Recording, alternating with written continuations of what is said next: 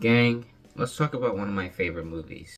This movie is called 21. Listen, I think about this movie a lot. My partner showed me this movie 2 years ago, and I still can't get it off my mind. Let me read you the synopsis, just so I can make this quick.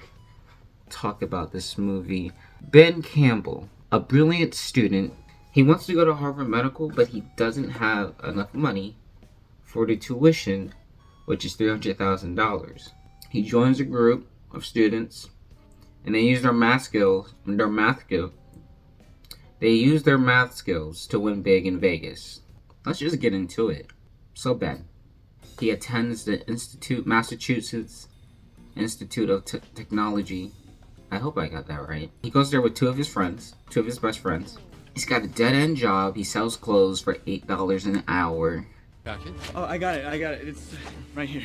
This is no way for the new assistant manager to come to work. Congratulations. How does $8 an hour sound? All he's done is work and study, which is nothing wrong with that. Nothing wrong with that. The problem is he doesn't have enough money.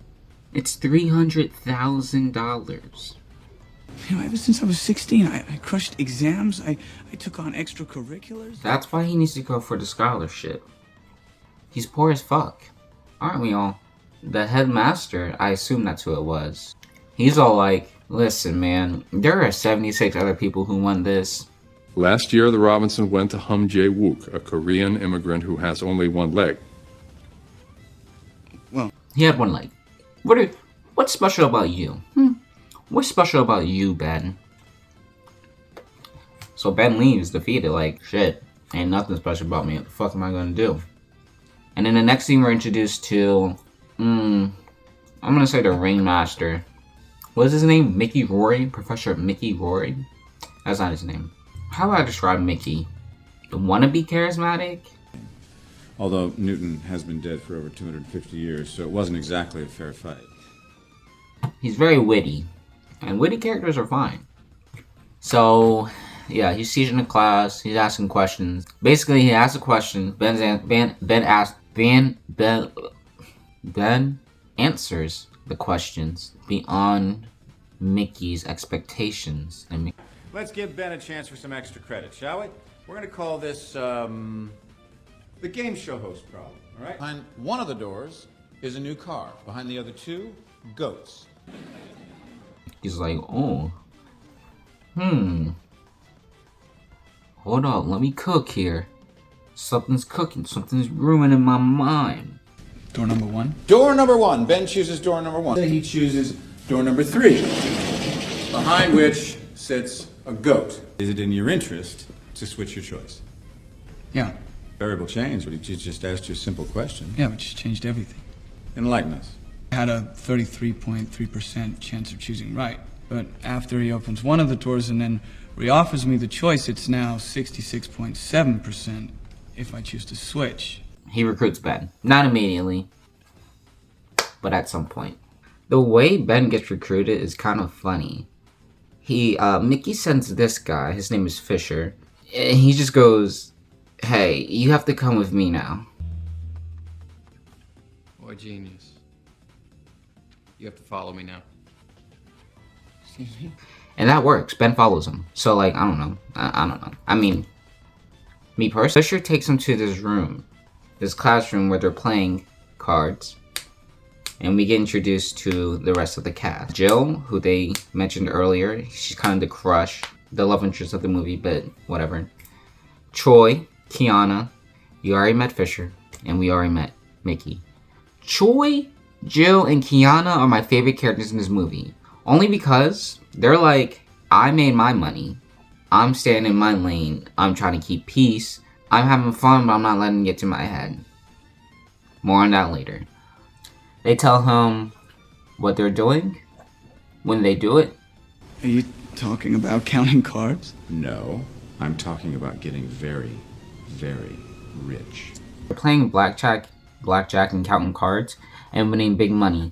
And Ben can't do that. He's... You know? Oh yeah, and the reason why Mickey likes him so much is because Ben can think logically. One more thing, Ben, and this is important. We're counting cards. We're following a specific set of rules and playing a system. People lose control. They give in to their emotions. You will not. So you may be wondering, how does he get involved? What's the thing that kicks it off? Wanting to get wet, I would say, set it off. Jill comes into his job, and she's basically like, listen, you could live a boring life. You know, you can work this crappy job paying you $8 an hour, or you can come with us, have a good time, win big money. I mean, the choice is yours. Ben, you should feel the thrill of winning more money than you can possibly imagine. The choice is really yours. And then she leaves. Yeah, he's involved now. So immediately they got him practicing. He's learning code names. He's learning signals. When they think he's ready, they test him. They make him go to this back alley casino. Very sketchy area. He does good at the practice run. They're very proud of his work. There is an antagonist for this movie, but I'm not worried about him yet. We'll talk about him when he's more involved. It's real deal time. They're in Vegas. He's at the table. He's getting active. He's feeling himself. He's feeling a little confident, counting them cards. No, but seriously, he does really good for his first night. I can't remember exactly how much they got. Apparently, with everything they made and split 5 ways, they made $9,000 that night. I don't know if I said this earlier, but he's only doing this to get his $300,000. Then he's gonna quit. That's what he told Joe. $300,000, then he's gone. Point blank, period. And apparently Ben made more money than Fisher, and Fisher is already feeling insecure, jealous, emasculated. Like, what's the big deal? Oh yeah, before I go any further, basically they split their teams into 2 categories: big players and spotters. Spotters don't do much, you know, they set the table and basically are the signals for the big players. And big players are the ones who go in, bet a lot, and make the money, right? And since Ben made more money than Fisher on his first night, Fisher is already feeling insecure and jealous. Get over yourself, Fisher. You're all winning. You're quite literally all winning. There's no loss here. Ben is low-key, high-key embarrassing. It's a new day. He's home. They're home now. They gotta go to school. Weekend's over. Back to the real world. Later that day, he's out drinking with his friends. They're at a bar, and he sees Jill surrounded just by a bunch of dudes. Can I buy you a beer? Excuse me, can I get 2 beers? They hit it off, and we see them in another scene on their way home. So, safe to assume they probably talked all night, right? And he's like, so why'd you come talk to me? Did you talk to me because of Mickey? And she's like, dude, I know who you are. I just figured you could do this. You're cool. While she's spurting out this nonsense, he tries to kiss her and it fails. So bad. That's so embarrassing. I'm gonna be honest, not much happens for a while. It's pretty much them going to the casino all the time and saving money. However, I didn't bring this up because it wasn't important and still not important, but I will bring this up now. All this gambling, they're not gambling, all this counting is interfering with his personal life. He's not making time for his 2 best friends because he never sees them. And they are working on a school project. The 209, it's called the 209. The competition is called the 209. They're building a self-driving car, robot car, little tiny thing. And Ben's just not, he's not active. So they're like kind of feeling some type of way. That he doesn't really talk to them anymore. So they're like, what the hell, man? What the hell? Also, Fisher is getting really really jealous. I guess Ben is still making big money, and Fisher doesn't like that, because Fisher's a sad little, disappointing little insecure boy. Ben, Kiana, Troy, and Mickey though having the greatest time of their lives. Like, you know what? Good for them. If I could do this, I wouldn't. I feel like we're at the point now where I can mention the antagonist of this movie. I don't remember his name, so I'm just gonna call him Casino Guard, CG for short. CG. The way we're introduced to him, by the way, he's beating on somebody in a back room because they were counting cards. I mean, straight got like 3 rings on, pounding this dude. Pause. Play? Anyways, yeah, so this guy CG does not like when people count cards. And he's catching on to Ben and friends, Ben and co. He's catching on to their shenanigans. He's peeping them with the eyes in the sky, cameras in the ceiling. So that's not looking good for them because, like I just said, this man beats on people. The girls will definitely be okay. Now the dudes, on the other hand, he's about to become real prominent soon. But for now, we're focused on Fisher and how he's really about to screw everything up. So we don't know how long it's been. I don't know, at least. But I want to assume it's been a few weeks, few months. Basically, it's been long enough to where Fisher has finally cracked. He is drunk, and he's emotional. Fisher comes over to Ben's table and just ruins everything. He just ruins everything. He's sloppy. He's messy. He's uncoordinated. He doesn't know what's going on. CG catches on to this because he's been, like I said, he's been tracking Ben and co. Catching on to, their signals. The fact that they might be counting. It's just not looking good for the group. Fisher starts a fight. Says something to this guy's girlfriend or about this guy's girlfriend. And the dude swings on him. And they ball out. Which makes it hard for them to cash out. But Ben figures that out. I'll let you watch the movie to find out how. So when they get back to the hotel, Mickey's like, hey Fisher, you suck. Get the fuck up out of here. I don't want you here. Can't have you fucking things up for the rest of us. You can leave. And we never see Fisher again. He's gone. So, oh well, he came in weak. He left weak. So, what a waste. No. So remember earlier when I was talking about how Ben wasn't there for his 2 best friends? He wasn't really, his heart wasn't in the game for the robot. Well, that affects him, that conversation. He tries to go gambling later that night. I say gambling, because that's what he was doing. He wasn't counting, he was gambling. He's very upset. I don't know, I know why he's upset. His friends just kicked him off a project he's been working on, but it's like, you haven't been focused on it, so you can't really be too mad. I understand you all have been working on it for almost 365 days, but you didn't pull through in the end. I don't know. But yeah, he loses a lot of money. Like, a lot. A lot of money. Mickey does not like that. Mickey does not like that. They get into a little scuffle. A little argument. A big one. Ben tries to call him out, basically being like, I'm out there, we're out there doing the work. What are you doing?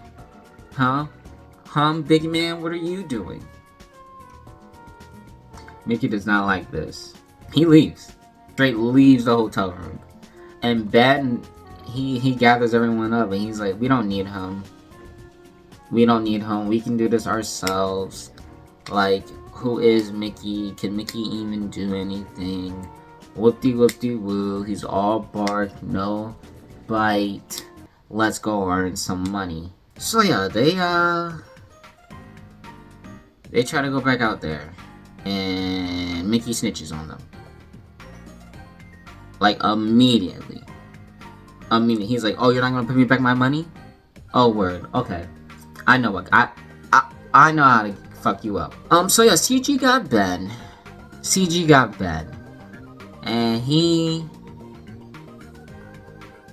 beating him to a pulp. A fingerprint of your face. He's quite literally beating him to a pulp. Talking to him about his life. How one night someone won big and he never saw him again. Apparently CG and Mickey go way back. 25 years ago like that. Interesting. He's telling Ben all this while he's just pounding on him. Ben's just bleeding out the face. This man puts on rings, by the way.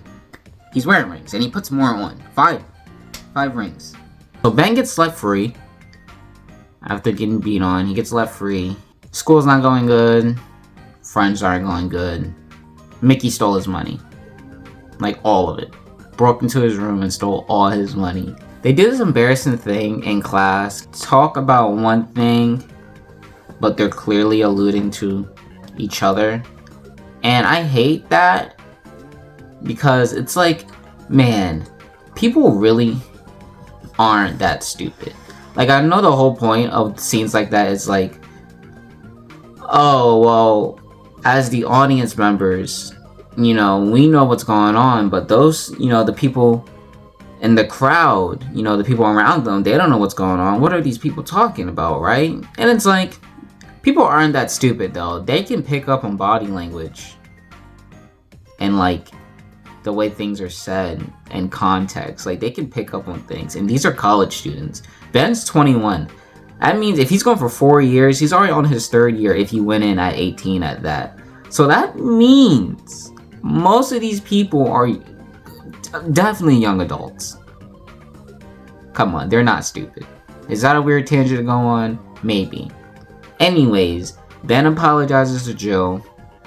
He's like, I didn't mean to hurt you. I know I went crazy. I had all this power and money. And like, what did you expect me to do? I'm not like that though. I don't ever want to hurt you again. Shit, girl. Like, I don't ever want to hurt you, baby girl. He goes to his friend's competition, the 209. I think they won. He congratulates them. So, you know, he's kind of making rounds, making amends. And there's just one more thing he needs to do. He really needs that money. So he finds Mickey, and he basically goes, listen, man, I did some things, you did some things. You say we just, you know, what if we just go count and make big money? You said we could do great things together. Let's do great things, right? And this works. Mickey's like, alright, bet, let's do some things. I can get invested, I can get involved. Let's work it out. So, they head to Vegas. Okay, I made that sound way too easy. It does take some convincing, obviously, but that's pretty much what happens. This time they actually wear disguises, because usually they just get fake names. They're trying to make it all count tonight. This is the last night they could really make something big. Facial recognition is getting crazy in these casinos, so it's all or nothing. I want to say this is the part of the movie I think about the most. I don't know, just the way they've put this movie together, I feel like really glues you. Very fast paced. So they're trying to win big. Like I said, this is the last time. So they're really feeling it. They're playing up the big player role. And I love it. I love it. They're winning big money. But uh-oh. Guess who's on the way? CG. Him and his boys are hauling ass towards them. So, they gotta go. They start running. All of them. Everyone. They start making their way through the casino. I say everyone, but it was mostly Joe, Ben, and Mickey. Kiana and Choi are really chilling. I'm telling you, they're my favorite characters in this movie. They split up. Ben and Mickey, they split up. Joe goes with Ben. Mickey's like, hey, give me the money. I'll meet you back at the spot. And Ben's like, what? I can't do that. No, he's not really. He gives it to him with no second thought. They're making their way. Mickey hops in the limo. He's ready to make his great escape. Reaches into the bag and realizes there's no chips in there. there's chocolate in there. Why is my bag full of chocolate? We find out CG made a deal with Ben. Because like I said earlier, Mickey and CG go way back apparently. So CG's like, listen, get Mickey back for me, I'll let you go. I may have beat the crap out of you, but this is not the worst I could have done. So you do that, and I'll call it even for real. So yeah, things don't end well for Mickey. It's safe to say his face will never recover. Shit, he might be dead, for real.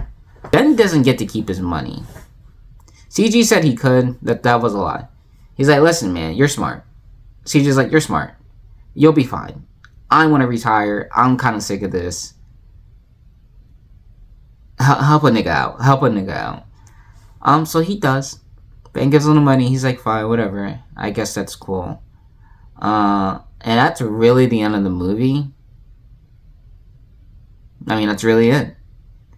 Kind of botched it with this explanation. You should really watch it yourself. But I think about this movie a lot. For no reason. Safe to say he probably got that scholarship. When they were leaving Vegas, we see that his two besties, his 2 day ones, were there with Kiana and Troy, probably counting cards. So it's safe to say